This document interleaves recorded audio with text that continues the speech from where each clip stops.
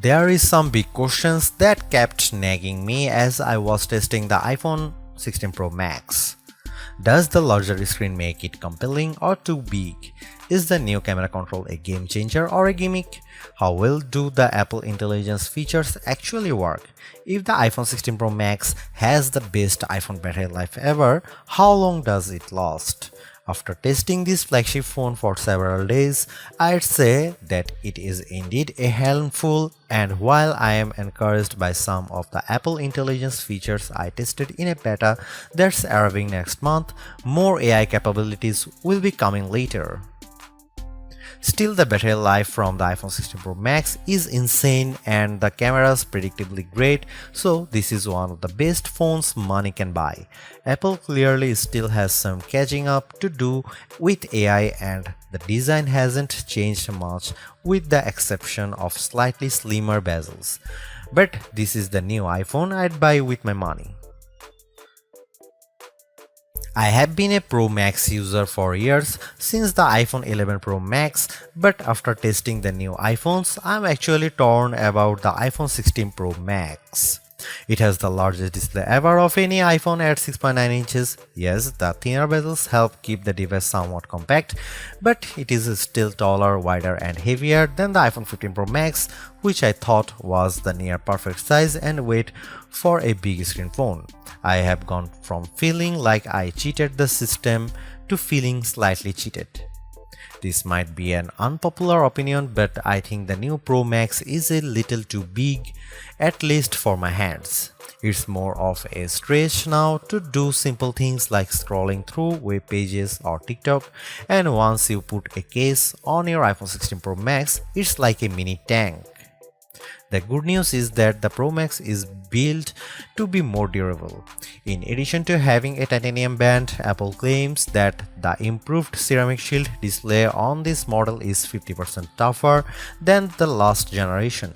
We can't drop these units, but on paper it's encouraging.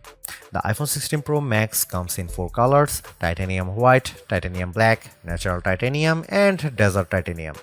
Our iPhone 16 Pro came in the natural, which looks fairly modern, but I prefer the desert color as it pops more. The iPhone 16 Pro and Pro Max displays don't get any upgrades in terms of brightness or refresh rate, but they are still among the best OLED panels on a phone. The only main difference is that the screens can scale down to a minimum of 1 nits, which means you can use your phone in bed without disturbing anyone else and get an even dimmer alarm clock. Otherwise, the new iPhone 16 Pro Max screen is largely the same, allowing the Pixel 9 Pro to surge ahead in terms of brightness. We measured a max of about 1500 nits for the iPhone 16 Pro Max, while the Pixel 9 Pro XL hit more than 2300 nits. Outside in direct sunlight, the iPhone 16 Pro and Pro Max were both dimmer than the Pixel 9 Pro XL, though Google's phone dimmed faster over time in response to the heat. The iPhone 16 Pro Max gets a bunch of camera upgrades, starting with a new 48 megapixel fusion camera for the main shooter that's designed to read data faster. The result should be zero shutter lag and faster focus. I took some shots of people passing by on scooters and moving taxis at the same time on the iPhone 16 Pro Max and iPhone 15 Pro Max, and the new iPhone was indeed faster. The results were not necessarily sharper though, as you can see in this side-by-side comparison. Here are some camera samples of iPhone 16 Pro Max.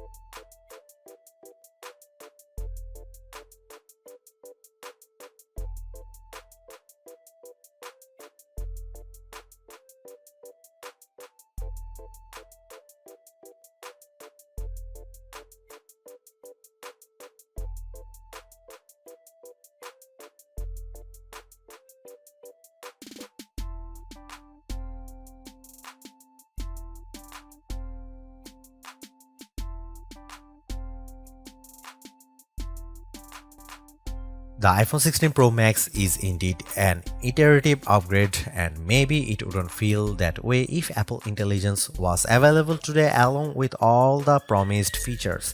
Instead, it's going to trickle out over time, so I would not to be in a rush to upgrade. Having said that, I think that iPhone 16 Pro Max is the best phone money can buy right now if you want the biggest screen and longest battery life.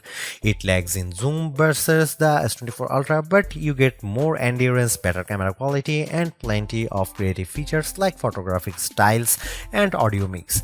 I actually preferred the AI capabilities of the Pixel 9 Pro XL series with its smarter Gemini Live voice assistant and other features like Add Me for photos and Pixel screenshots. But the Pixel's performance and battery life trail the iPhone 16 Pro Max. For me, the iPhone 16 Pro Max retains its title as the best phone, but it's not because of Apple Intelligence.